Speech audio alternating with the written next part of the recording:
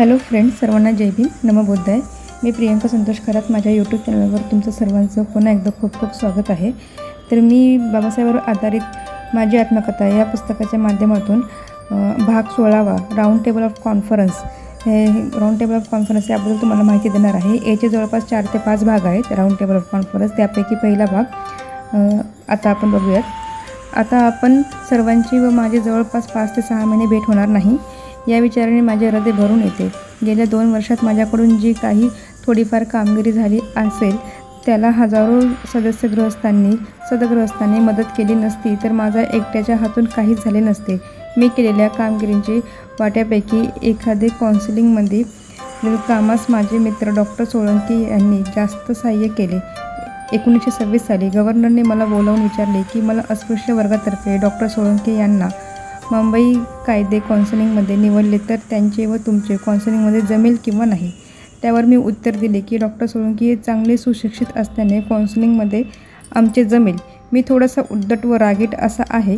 काउन्सिलिंगमध्ये असताना डॉक्टर सोळंकी यांच्याशी वागताना तसे दोष मजकडून घडले असतील, परंतु डॉक्टर सोळंकींनी मनात काही एक न बाळगता मनोभावाने मदत केली आहे व म्हणून काउन्सिलिंगच्या सर्व कामाचे श्रेय डॉक्टर सोळंकी यांनाच आहे। काउन्सिलिंगच्या बाहेरच्या गोष्टी समता संघाने मला फारच मदत केलेली आहे। श्रीयुत देवराय नाईक यांनी आजपर्यंत मला केलेल्या मदतीवरून मी त्यांना माझा उजवा हात मानतो। मला खात्री आहे की जरी मी 5-6 महिन्यांसाठी प्रदेशात जात असलो तरी एकमेकांच्या सहवासाने आमचे इतके तादात्म्य झाले आहे की माझ्या मागे श्री नाईकचं काम करू शकतील। दुसरे काम समता संघाने मित्र श्री प्रधान, कद्रेकर, कवळी हे इत्यादी मंडळींनी बरीच मदत केली आहे। तसेच श्री शंकरराव परशा यांनी पैशाची बाबतीत फारच मदत केली आहे। श्री शंकररावासारख्या आधारस्तंभ दुसरा कोणीच नव्हता। सार्वजनिक कार्याला पैसा आवश्यक असतो, परंतु सुरुवातीस मी काढलेल्या सोलापूर बोर्डिंगच्या वेळी माझ्याजवळ फक्त 500 रुपये होते। नंतर मी ज्यू मित्रास ₹1000ची प्रॉमिसरी नोट लिहून देऊन या बोर्डिंग संस्था सुरू केल्या आहेत। त्यात श्री शंकररावांनी फार मदत केली। प्रेस घेण्यासाठी त्यांनी 1800 रुपये मदत केली आहे। आजपर्यंत अस्पृश्य वर्गासाठी जी थोडी बहुत कामगिरी माझ्याकडून झाली आहे तिच्या श्रेयाचे अनेक लोक वेगवेगळ्या कामातले सहकारी भागीदारी आहेत। माझ्या मित्रांना व सहवासातल्या मंडळींना असे वाटते की माझा स्वभाव काव्यमय नाही। मीही असेच समजतो, पण माझा स्वभाव अगर वृत्ती काव्यमय नसले तरी माझा आयुष्यक्रम, माझे जीवन म्हणजे एक अपूर्व व प्रचंड असे काव्यच बनत चालले नाही काय।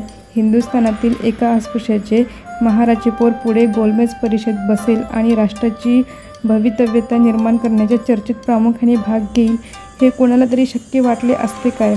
कल्पनेच्या भरारी लुळी पडावी, लीलाही आकलन करता येऊ नये इतकी ही घटना कायमय व चमत्कृतीपूर्ण नाही काय। ज्याला अद्भुत रम्य काव्य उर्फ रोमांस म्हणतात त्यात माझ्या या आयुष्यक्रमापैकी अधिक अद्भुत दुसरे काय असू शकणार। इतरांना तर शक्य नाही, पण बडोदा महाराजांच्या औदार्याने प्रथमच मी जेव्हा शिक्षणाकरिता न्यूयॉर्कला जाण्यासाठी निघालो तेव्हासुद्धा पुढे असे काही घडले।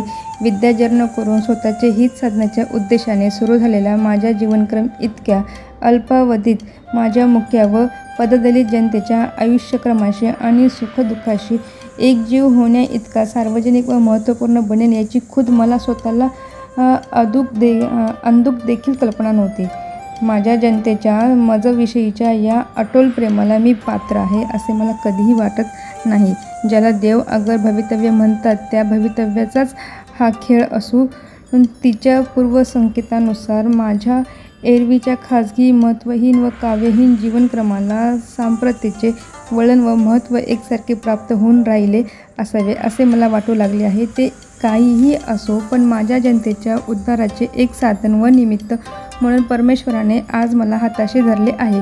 या जाणीवने प्राप्त होणारे समाधान इतके दुर्मिळ आहे की ते फारच थोड्या भाग्यवंतांच्या वाट्याला येत असेल। पूर्वसंकेतानुसार मजवर पडलेल्या या जबाबदारीला व माझ्या लोकांच्या माझ्याविषयीच्या प्रेमविश्वासाला स्वतःला सर्वतोपरी पात्र बनवावे असे मला माझे आद्य कर्तव्य वाटत आहे। मित्रांनो, अशा प्रकारे राऊंड टेबल ऑफ कॉन्फरन्समधला आजचा अर्धा भाग झालेला आहे. उर्वरित भाग आता आपण पुढच्या व्हिडिओमध्ये बघू. मला हा व्हिडिओ आवडला असेल तर सबस्क्राईब करा व आपली प्रतिक्रिया नक्की कळवा. तोपर्यंत थँक्यू.